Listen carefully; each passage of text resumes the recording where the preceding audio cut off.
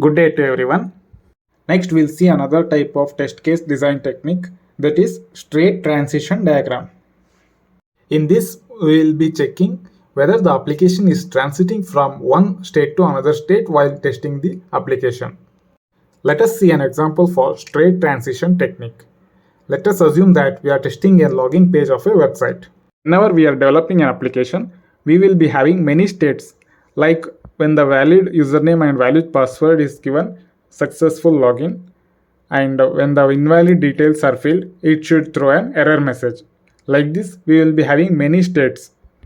Now you can see that we have made a straight transition diagram here. That is, in the login page, when we enter valid username and valid password, it will be redirected to the home page. In the same way, when an invalid username and password is given, it will show an error message. And when in the home page, when we log out, it will be redirected to the login page again. Here we can see three states. State 1 in the login page, and state 2 in the home page, and the state 3 showing the error message. In this, we are trying to check how the application behaves when a valid username and a valid password is entered. And we are also checking how it is doing the transition from one state to another state.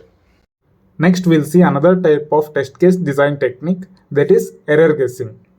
It is the experience-based technique. Based on the experience, we will be guessing all the possible errors, and then we will test the application. Now let us see an example for this type of technique.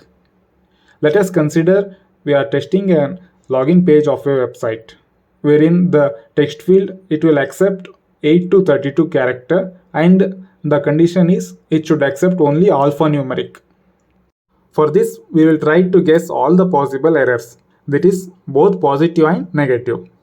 We will try logging in with 8 alpha and numerical, and it should accept. Then we will try with 10 alpha numeric and special character, then we should get an error message. We will try logging in with 7 alpha numerical, then it should show an error message. We will try with 8 alphabetical, then it should show an error message.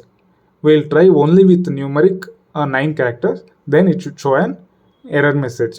In the same way, we will try to guess all the possible errors here. Thank you for watching our video. Please do not forget to subscribe to our channel so that you do not miss any of our video or updates. Thank you.